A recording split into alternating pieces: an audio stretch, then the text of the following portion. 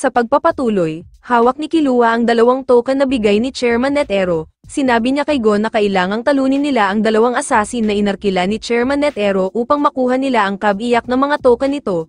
Ito ang kondisyon kung nais nilang makabalik muli sa NGL. Sinubukan nilang bumalik sa estasyon subalit nakabura na ang mensahe na para sa kanila, may isang babae ang nagpakilala sa kanila bilang si Pam at inimbitahan sila nitong magtsaa. Sinabi ni Pam na siya ay estudyante ni Nov, nagsimula itong magbigay ng mga papuri tungkol kay Nov, at pati nga ang romantikong paghanga niya ay naikwento na nito. Dahil sa dami ng asukal na nilagay ni Pam sa kanyang kape, nasuya sila Gon at Killua nang inumin niya ito, at bago pa tumungo kung saan-saan ang usapan, pinuto ni Killua ang pagkwento ni Pam at nagtanong sa kanya kung siya ba ang makakalaban nila. Humingi ng panmanhin si Pam, sinabi niya ang kondisyon ni Chairman Netero para sa kanilang dalawa ay kailangan nilang talunin sila Knuckle at Shoot. Sila ay mga estudyante ni Moral, at ang dalawang ito ay nakatanggap lang din ng kondisyon kagaya nila Gon at Killua, at kung sinong grupo ang magtatagumpay sa loob ng 1 buwan, ay sila lamang ang papayagang makabalik sa NGL. Samantala si Knuckle ay nagawa pang maglibot sa bayan upang hamanin ang iba pang mga kandidato na may hawak ng token. Nakasalubong pa nga ito ni Killua, ipinaalam niya ito kay Gon at sinabing hindi nila kailangang humarap agad sa hamon ni Knuckle, sapagkat ito ang taktika o patibong nila upang mapilitang lumantad ang kanilang mga kalaban. Masasabi ni Killua na malakas nga si Knuckle, ngunit hindi niya alam kung paano nila ito tatalunin, kaya naman iminungkahi niya na alamin muna nila ang mga kakayahan at abilidad nito. Hindi sumangayon si Gon, sapagkat hindi nila layuning talunin si Knuckle at Shoot, ipinaalala niya na ang tanging layunin nila ay maging malakas at iligtas si Kite. Kaya naman dapat ang gawin nila ay mas lalo pang magsanay upang mas maging malakas pa, hanggang sa kayanan nilang talunin ang kalaban nang hindi alam ang abilidad nito. Nang makabalik sila sa kanilang kwarto, hindi nila inaasahang si Biscuit ang sasalubong sa kanila. Ayon kay Pam, kinontak niya si Biscuit upang muli sila nitong tulungang magsanay. Binatukan ni Biscuit si Gon, ayon sa kanya si Chairman Netero ay isang tusong matanda at kilala sa pagbibigay ng malulupit na patakaran. At kahit na imposibleng matalo nila Gon at Killua sila Knuckle at Shoot sa ibinigay ni Netero na takdang oras, iminungkahi ni Biscuit na panatilihin nilang nakababad ang kanilang mga ren sa loob ng 3 oras. Subalit wala pang 1 oras ay pagod na ang ating mga bida, kaya naman ipinag-utos muli ni Biscuit sa dalawa ang pagsasanay dahil ito lamang ang paraan upang sila ay lumakas agad ng tuluyan. Dahil sa sobrang kapagodan ay hindi na kinaya ng dalawa, kaya naman sinoma ni Biscuit si Cookie Deer at ipinamasahe ang mga muscle nila Gon at Killua upang makabawi agad ang mga ito ng lakas. Maya-maya ay agad nang nakabawi sila Gon at Killua kaya't nagpatuloy na sila sa pagsasanay. Gayunpaman tinanong ni Biscuit si Pam kung anong gagawin ng grupo ni Chairman Netero sa loob ng NGL.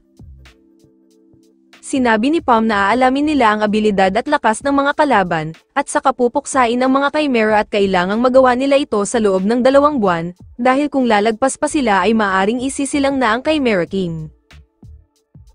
Nagdududa sila Moral at Nov na mas malakas pa si Pito kaysa kay Chairman Netero, ngunit si Netero na mismo ang nagsabi na mas malakas sa kanya si Pito, kaya naman iminungkahi niya na iwasan si Pito at ang pangunahing target naman nila ay ang Chimera Ant Queen.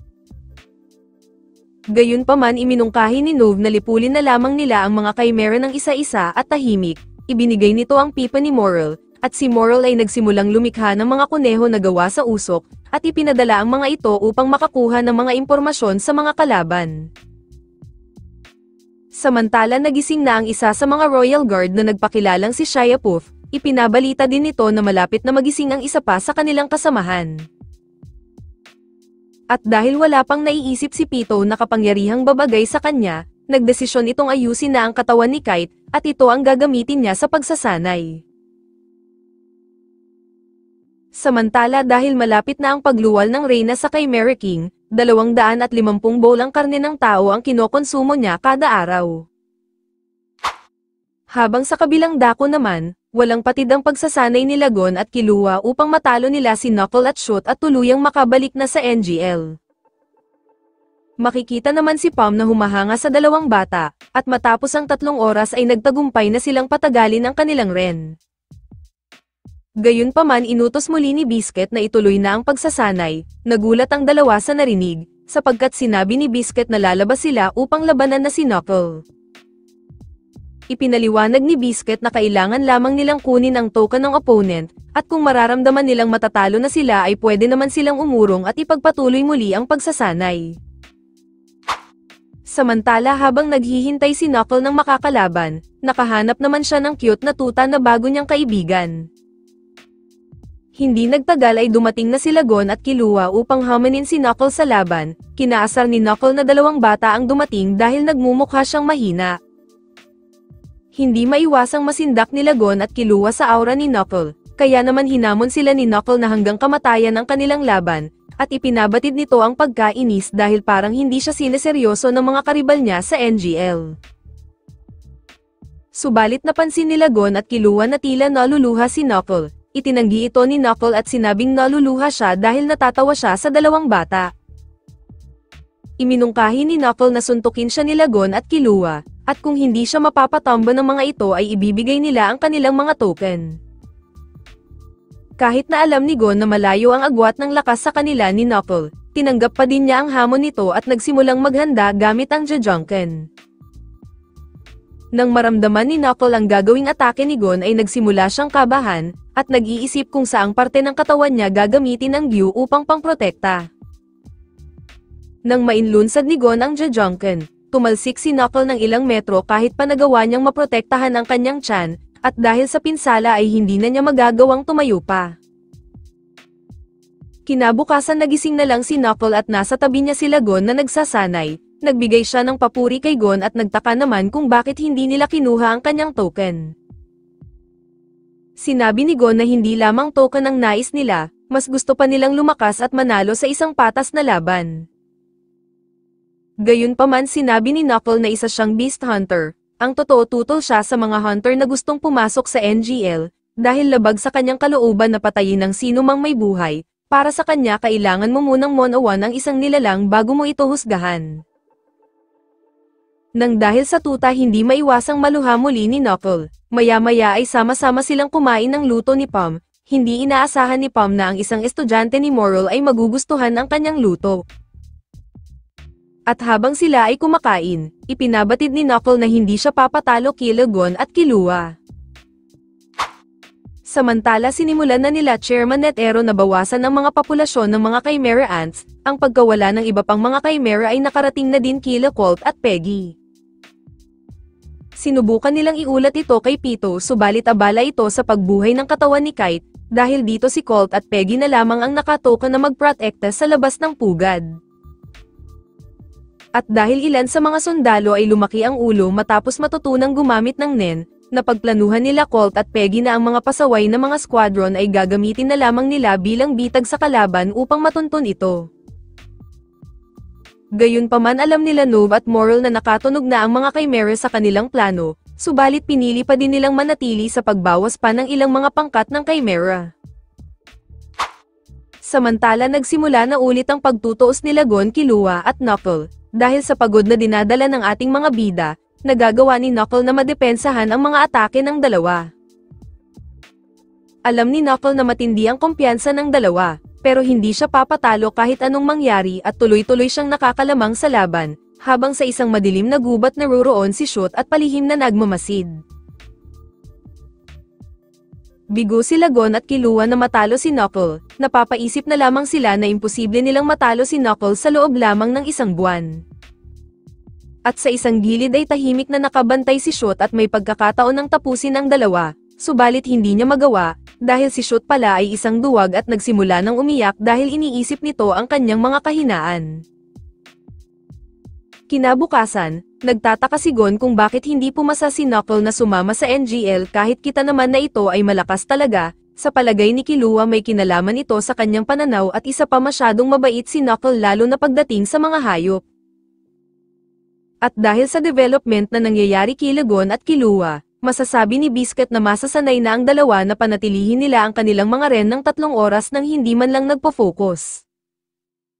Pero dahil sa time limit, Napapaisip si Biscuit na baka kulang na ang natitirang 10 araw, at mula sa likod nararamdaman niya na nagdududa na si Pom kung may pag-asa ba talagang manalo si Lagon at Killua. Kaya naman iniisip na niya kung paano siya tatakas at baka siya pa ang mapagbalingan ng galit ni Pom. At habang sila ay nanananghalian, tinanong ni Pom kung may pag-asa ba talagang manalo si Lagon at Killua kay Knuckle. Sapagkat sa tingin ni Pom ay wala pa sa kabuong training ang nalalagpasan ng dalawa upang matalo ng mga ito sila Knuckle at Shoot. At dahil mahina pa din si Lagon at Killua kung tutuusin, nagpabala si Pom na tumakas na ang tatlo dahil baka siya pa ang tuluyang tumapos sa kanila. Subalit nagbigay ng isang pangako si Gon, isinumpa niya kay Pom na tatalunin nila sila Knuckle at Shoot bago ang deadline, at sa pamamagitan nito na antig ang puso ni Pom sa kanya at bumilib sila Killua at Biscuit sa ginagawa ni Gon. Samantala sa NGL, padami na ng padami ang nawawalang mga sundalo ng mga Chimera Ants, at dahil sa kapal at bigat ng usok, hindi pa din epektibo ang pakikipag-usap nila gamit ang telepathy. Hanggang sa napansin ng isang pinuno na unti-unti nang nababawasan ang kanyang mga kasama, at mula sa ibaba ay lumilitaw ang isang portal at dinadala sila nito sa isang puting silid, at doon sila tinatapos lahat ni Chairman Netero. Samantala sa pugad, nangangamba na sila Colt at Peggy tungkol sa mabilis na pagkawala ng maraming mga sundalo, umaasa silang mababaliktad ang laban sa oras na magising na ang kanilang hari. Pagsapit ng gabi, dahil nagawa na ni Lagon at Killua na panatilihin ang kanilang ren sa loob ng 3 oras nang hindi nahihirapan, pinayagan na sila ni Biscuit na labanan si Knuckle ng buo ang kanilang lakas. Bumalik sa pugad, habang nagsisimulang mapisa na ang isa sa mga Royal Guard, tumutugtog naman si Shia Puff ng violin, makikita naman ang katawan ni Kite na lumalaban ngunit ito ay isang puppet na lamang. At makalipas lamang ang ilang sandali, dumating na ang isa sa mga Royal Guard na kinilalang si Menthothoyupi. Samantala sa pangalawang pagkakataon, muli na namang humarap si Gon sa hamon ni Knuckle, nagpakita ng bilis si Gon ngayon, ngunit bago pa siya makatama ay mabilis na pumunta si Knuckle sa likod at tinamaan siya nito. Sa nangyaring sagupaan ay nasisiyahan si Knuckle sa laban na ito, kaya tila pinaglalaroan lamang ni Knuckle si Gon at nagawa itong pagsusuntukin sa ere. Sa lakas ni Knuckle ay napaisip si Gon kung nagpipigil lamang ba ito, gayunpaman sinabi sa kanya ni Knuckle na ang teknik ni Gon na Jajangkan ay hindi na uobra sa kanya dahil meron itong dalawang kahinaan. Sinabi ni Knuckle na masyadong matagal ang pag-charge ni Gon gamit ang Jajangkan, at ang pangalawa naman ay sa tuwing ginagamit niya ang teknik na ito, humihina ang depensa ni Gon at maaari itong samantalahin ng kalaban. Base sa kakayahan ni Gon, masasabi ni Knuckle na nasa mid-professional na si Gon sa paggamit ng Nen, subalit sa mga atakeng pinapakawalan ni Knuckle, nakikita niya na kulang pa si Gon sa karanasan sa isang tutuhanang bakbakan.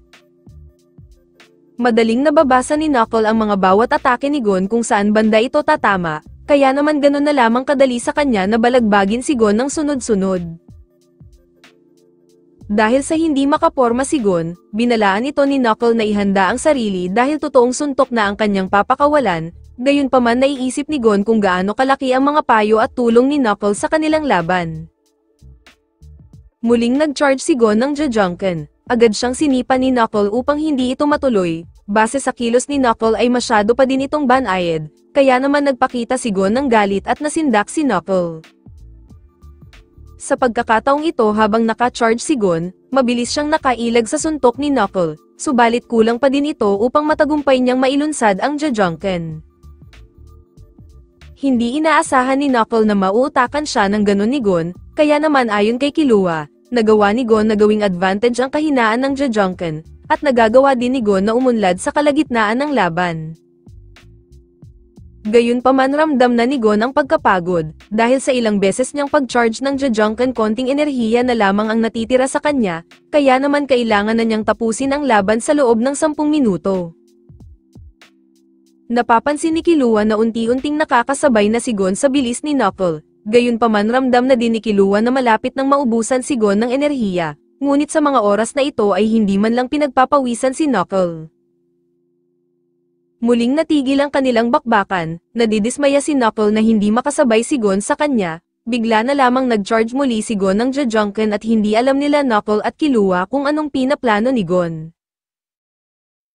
Subalit papel ang pinili ni Gon at nakapagpakawala siya ng isang bolang puwersa, madali lamang itong nasalag ni Knuckle. Subalit nasa likod na pala niya si Gon at nagbabadya ng umatake muli ng Jajangkan. Ngunit bigla na lamang bumagsak si Gon, nawalan na siya ng malay dahil tuluyan ang naubos ang kanyang enerhiya, samantalang si Knuckle ay walang natamong pinsala.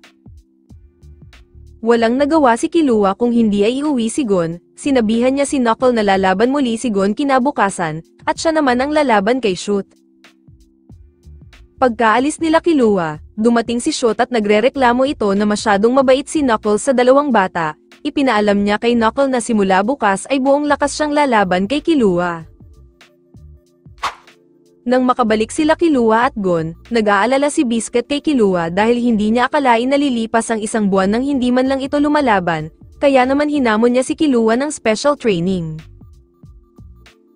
Kinabukasan sumambulat ang pag-ang mukha ni Killua kay Gon, sinabi ni Killua na sumabak siya sa special training ni Biscuit, naalala pa nga niya na sinabi ni Biscuit na huwag niyang ipagsabi kay Gon ang totoong itsura nito. Naalala ni Killua ang pangaral sa kanya ni Biscuit, na may ugali siyang tumakas na lamang kapag mas malakas sa kanya ang kalaban. Kapag magpapatuloy ang ugali na ganito ni Killua, darating ang pagkakataon na iiwan na lamang niya si Gon sa malakas na kalaban at mamamatay ito. Kaya naman sinabi ni Biscuit na kung hindi niya magagawang matalo si Shoot, ay iwan na lamang niya si Gon magpakailanman. Kinahapunan muli nang pumunta ang ating mga bida sa laban, nalulungkot lamang si Biscuit na isang makasariling pagmamahal ang ipinukpok sa utak ni Killua, kung bakit ito nagkaroon ng ugaling tumakas sa mas malakas na kalaban. Kinalaunan nakarating na muli sila Gon at Killua sa parke, at naruroon na din si Shoot kasama pa din si Knuckle, at silang apat ay handa ng lumaban sa mas matinding bakbakan. Sa pangatlong pagkakataon, ngayong gabi na malalaman kung talaga bang magwawagi sila Gon at Killua laban kila Knuckle at Shoot. Kagaya ng ipinangako ni Knuckle, gagamitin niya kay Gon ngayon ang totoo niyang lakas, mabilis siyang sumugod at pabago-bago ng direksyon kaya't minabuti ni Gon na gumawa ng N, pero bigo siyang maramdaman si Knuckle at nagawa nitong makasuntok sa kanyang mukha.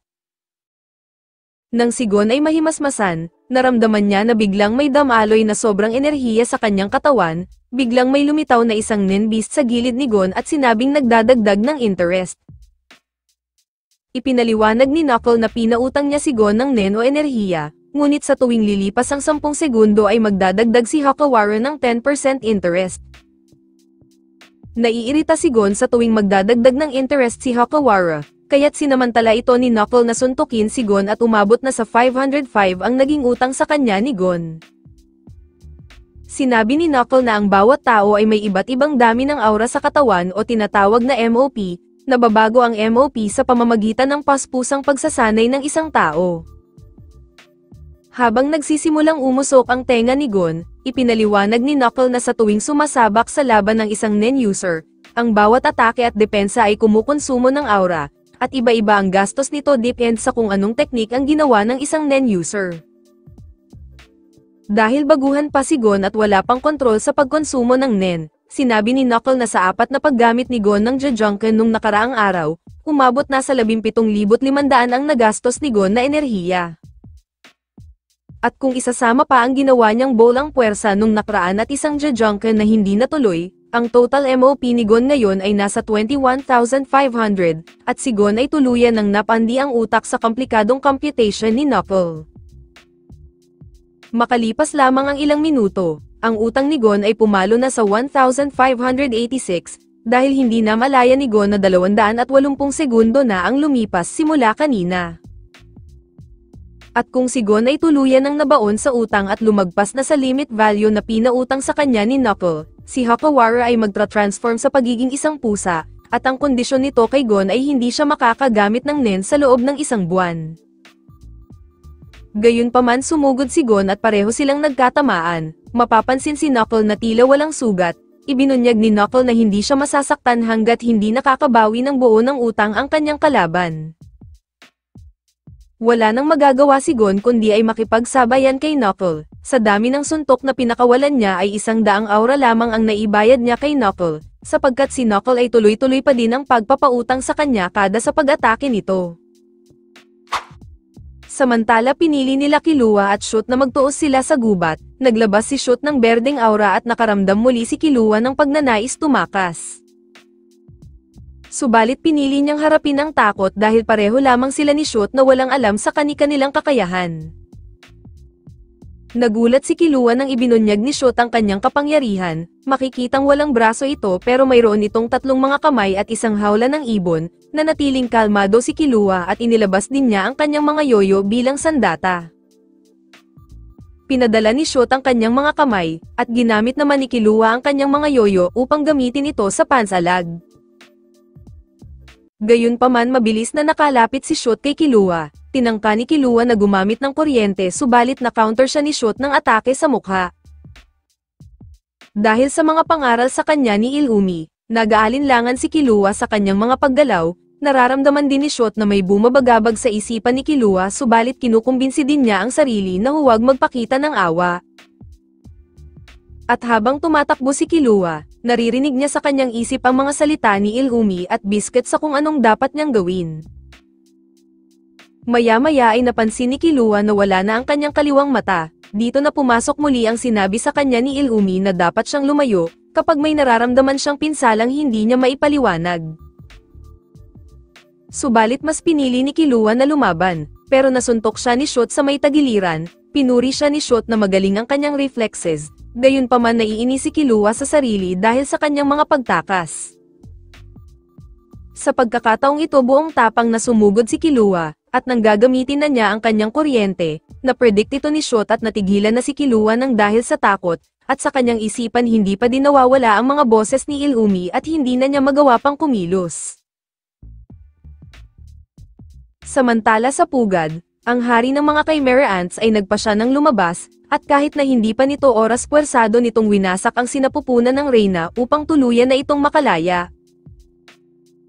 Nagulat ang mga sundalo nang masilayan ang nakakatakot na aura ng hari, iminungkahi nito na bigyan siya ng makakain, pero sa sandaling iyon nagmamadaling dumating si Peggy at nag-aalala sa kalagayan ng Reyna. At bago pa makalapit si Peggy ay walang pakundangang pinatay ito ng hari, at pagkatapos ay inutusan niya si Colt na linisin ang kanyang buntot. Sinubukan ni Turtle na magpresenta na siya ang maglinis, agad itong pinatay ng hari dahil ang nais niya ay si Colt ang maglinis nito, walang nagawa si Colt kundi gawin ang kahilingan ng hari. Laking gulat nila Colt nang makitang sinubukang kainin ng hari ang paa ni Peggy, ngunit hindi din ito nagustuhan, dumating ang 3 Royal Guard at sinabing sila na lamang ang maghahanda ng pagkain para sa hari.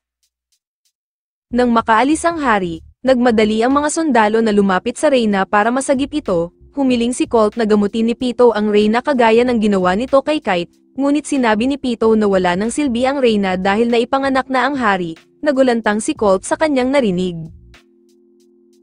Sinabi ni Colt na pati ang mga Royal Guard ay pinagkaluno na ang Reyna, sinabi ni Octo na dahil sa matinding pinsala ng Reyna hindi nila kayang gamutin ito, kaya naman si Colt ay nagpasyang lumabas ng pugad upang humingi ng tulong sa iba. Habang nasa itaas ng pugad, sinubukang kumain ng hari ng karne ng tao subalit hindi pa din niya nagustuhan ito, iminungkahi ng hari na ituro sa kanya kung saan matatagpuan ang sinasabi nilang espesyal na tao at ito ang kanyang magiging pagkain. Samantala nagtungo si Colt sa kinalalagyan nila Moral at Nove, nakita nilang may dalang puting bandila si Colt at sinabi nito na sila ay sumusuko na.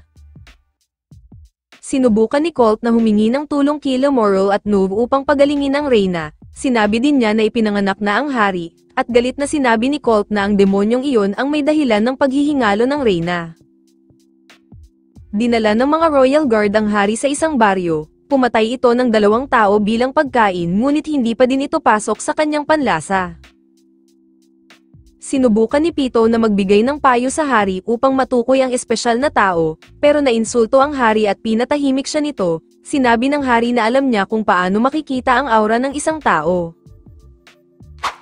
Samantala habang tinitignan nila ang labi nila Peggy at Turtle, natanong ni Cheetah na kung anong gagawin na nila kung sakaling mamatay na ang Reyna. Dumating sila Hagia at Zazen, sinabi ng mga ito na wala ng pag-asa ang Reyna, kaya naman ipinabatid ni Hagia na bawat isa sa kanila ay magkanya-kanya na at magsumikap na maging isang hari. Sinubukang tumutol ni Bihorn kay Hagia, ngunit sa pagkakataong ito mas marami ang pumanig sa iminungkahi ni Hagia, kaya naman wala na silang nagawa ni Small Bear. Samantala sinabi ni Colt Killanove na kung mamamatay ang Reyna, marami sa mga sundalo ay magtatayo ng kani-kanilang kaharian sa iba't ibang lugar, dahil marami sa mga Chimera ay naghahangad na maging hari, at kung mangyayari ito ay maaari nitong masira ang ecosystem sa buong mundo. Nang matiyak ni Nove na nagsasabi si Colt ng totoo, pumayag na sina Morrel na makipag-cooperate kay Colt, pero bago ang lahat kailangan muna nilang dalhin si Colt kay Chairman Netero para marinig ang kwento nito. Sa kabilang dako, hinatid nila Gon sila Knuckle at Shoot sa border ng NGL matapos nilang matalo sa laban kagabi. Nakiusap si Gon kay Knuckle na ililigtas nila si Kite, nangako naman si Knuckle sa kahilingan ni Gon, nang makaalis na ang dalawa, napaiyak na lamang si Gon dahil sa pakiramdam ng pagiging mahina. Sa mga oras na ito naawa na lamang si Killua para kay Gon, kaya naman sa isang buwan na hindi makakagamit ng Nen ang kanyang kaibigan, nangako siyang proprotektahan ito at desidido siyang lumayo na lamang kay Gon dahil na din sa pagkabigo. Matapos dumulog ni Colt Killamorrel at Nove, dinala siya ng mga ito sa opisina ni Chairman Netero, at gamit ang telepono nag-request si Chairman Netero ng mga magagaling na doktor at surgeon na isasama nila sa misyon. Ang pagputol ni Chairman Netero ng kanyang buhok ay simbolo ng seryosong misyon, kaya naman humiling siya kay Colt na kakailanganin nila ang buong kooperasyon nito. Pinasiklab ni Chairman Netero ang kanyang aura, tinanong niya si Colt na kung ihahambing siya sa hari sino ang mas malakas, sinabi ni Colt na hindi nila magagawang makalapit sa hari dahil sa mga Royal Guard pa lamang ay mapapatay na sila. Sa narinig ni Chairman, nasasabik ito sapagkat ngayon lamang siya lalaban ng mas malakas sa kanya ang kalaban, kaya naman inutusan niya sila Morrel na dalhin sila Knuckle at Shoot sa pugad kasama ang medical team. Nang makarating sila sa pugad, nalaman ni Colt Bihorn na ang karamihan sa kanila ay tumiwalag na, habang ang mga doktor naman ay abala sa pag-oopera sa Reyna. Sinubukan ni Colt na i-donate ang kanyang mga organ para sa Reyna, ngunit sinabi ng doktor na imposible iyon dahil ang bawat katawan nila ay magkakaiba, pero nangako ang doktor na gagawin nila ang lahat ng kanilang makakaya. Sa mga oras na ito ay pinanghihinaan na si Colt ng loob, hanggang sa nagsimula ng magsalita ang Reyna sa pamamagitan ng telepathy, ipinahayag nito ang pag-aalala sa kanyang anak na hari. Sinabi ng Reyna na masaya siya na malusog na lumabas ang hari, at umaasa itong balang araw ay maghahari ito sa buong mundo. Sa ngayon na natupad na niya ang kanyang layunin ay pwede na siyang mamatay, subalit hirap si Colt na tanggapin ito. Tanggap ng Reyna na walang pakialam ang anak niyang hari sa kanya, ngunit kahit na ganoon ay wala siyang pagsisisi, kaya naman sa kanyang huling sandali ay ibinigay niya ang pangalan nito bilang si Meruem. Lahat ng sinabi ng Reyna ay dinig sa isip lahat ng mga nandidito, at nang Reyna ay tuluyan ng namatay, nasabi ni Colt na muli na naman siyang nabigong protektahan ang mga mahal niya sa buhay.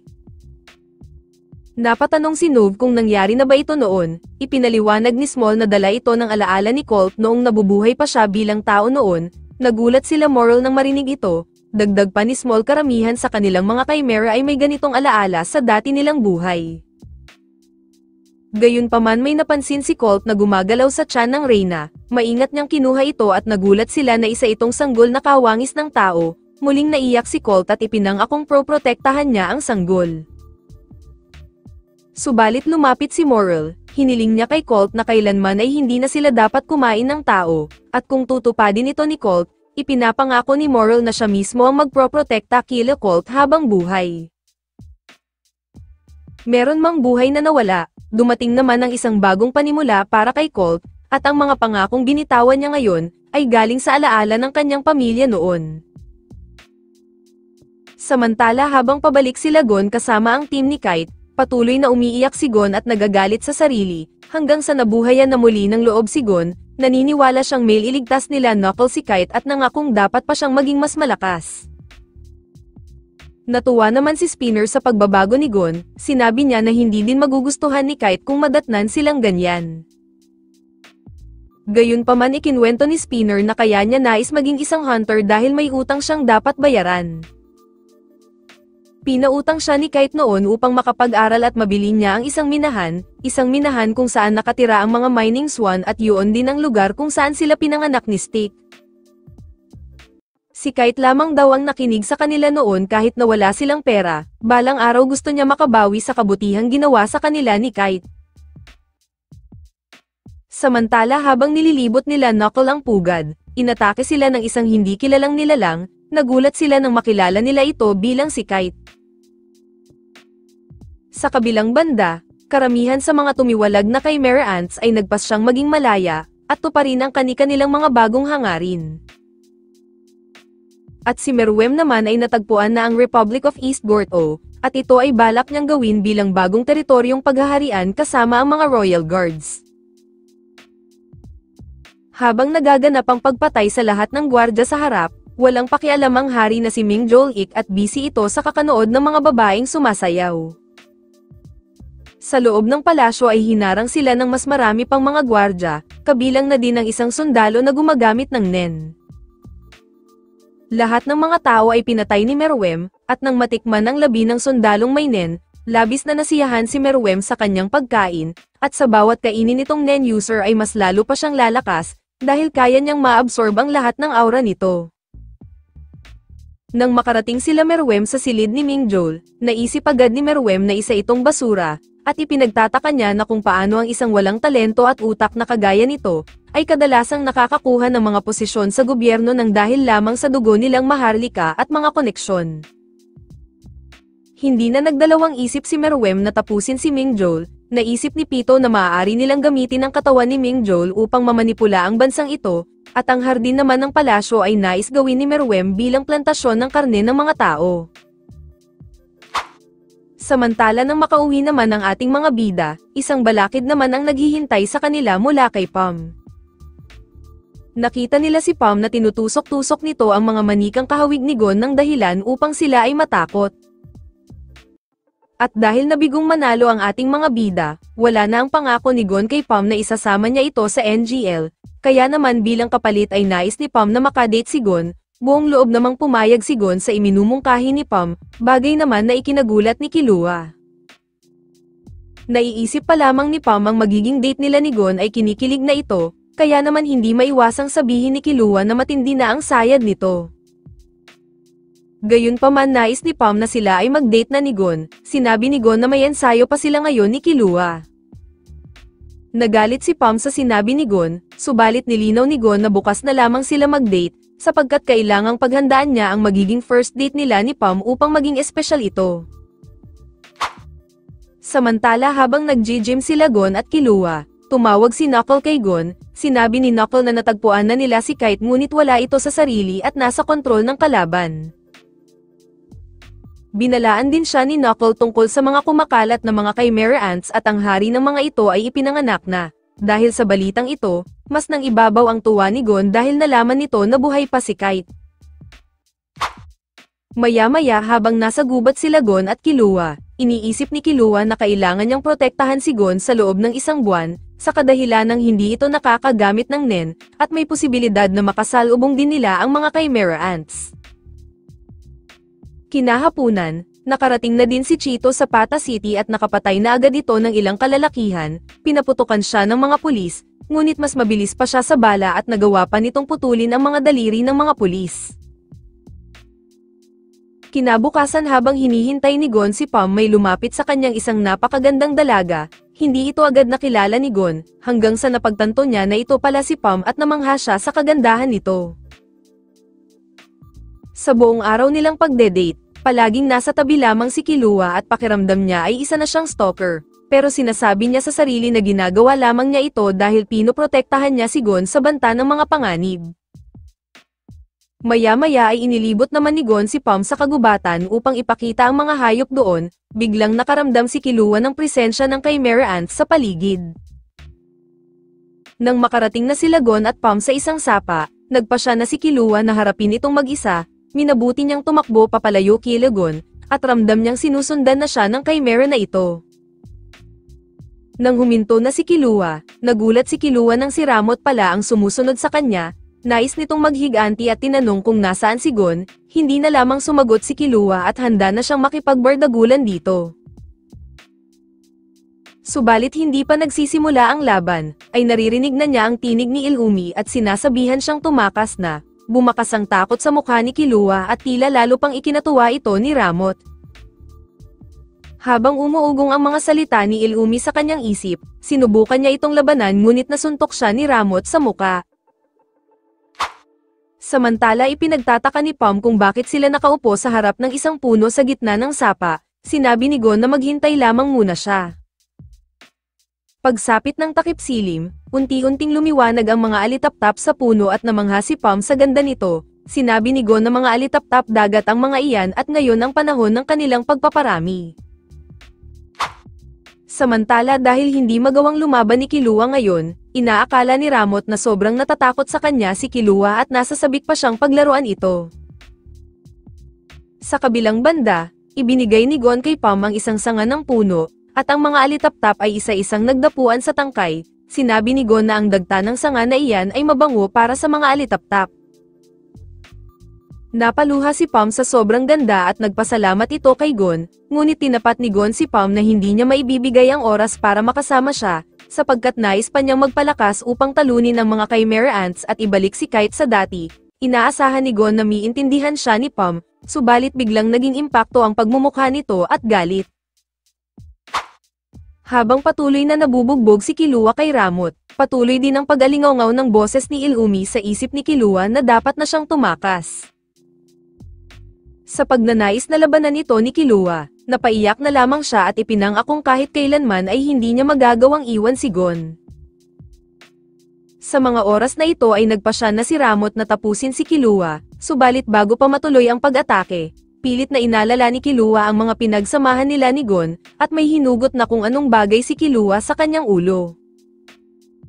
Lumalabas na tinaniman pala siya ni Illumi ng karayom sa ulo, kaya't ito ang dahilan kung bakit nagagawa ni Illumi na guluhin ang kanyang pag-iisip. Napansin na ngayon ni Ramot ang pagbabago ng aura ni Killua at siya na ngayon ang nakakaramdam ng takot. Nagpabala si Killua sa kanya na layuan sila ni Gon. At sa halip na lumayo, pinili ni Ramot na lumaban subalit sa isang iglap ay nagawa ni Killua na tanggalin ang ulo nito at tuluyan na itong tinapos. Maya-maya, nadatna ni Killua si Gon na pinaparusahan ni Pom. Ayon kay Pom parusa niya ito kay Gon dahil pinaglaruan nito ang kanyang damdamin.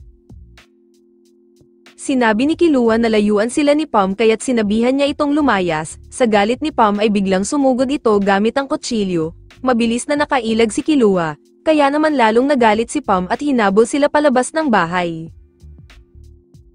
Nagawang makalayo ni Killua dala si Gon, at dahil hindi na magawa ni Pom na humabol, bumalik ito sa bahay at inilabas ang bolang kristal, at nag-alay ng dugo dito upang matukoy kung saan ang kinalalagyan ng dalawa. Nang malaman ni Pom na sa harap ng istasyon matatagpuan sila Killua, kumuha ito ng napakaraming kutsilyo at saka lumabas muli ng bahay dala ito. Nagulat si Pom nang makasalubong niya ang kanyang master. Sinabi ni Nove na napaaga ang kanilang uwi dahil oobserbahan nila sila Gon at Killua. Gayunpaman pinagalitan niya si Pom dahil ginamit nito ang kapangyarihan niya nang hindi nagpapaalam, at dagdag pa ni Nove na napakahalaga ng dugo ni Pom. Ang pahayag na ito ay itinuring ni Pom bilang papuri. Kinabukasan, tinambangan nila Knuckle at Moral si Cheeto. Madaling nailagan ni Cheeto ang kanilang mga atake at dahil sa taglay nitong bilis, madali lamang sa kanya baliktarin ang laban na ito. Malinis na napapatama ni Cheeto ang mga atake niya kila Moral at Knuckle. Gayunpaman sa kanya muling pagsugod, napansin niyang inuusad nila Knuckle at Moral ang mga bawat pag-atake nito upang siya ay tagumpay na matamaan.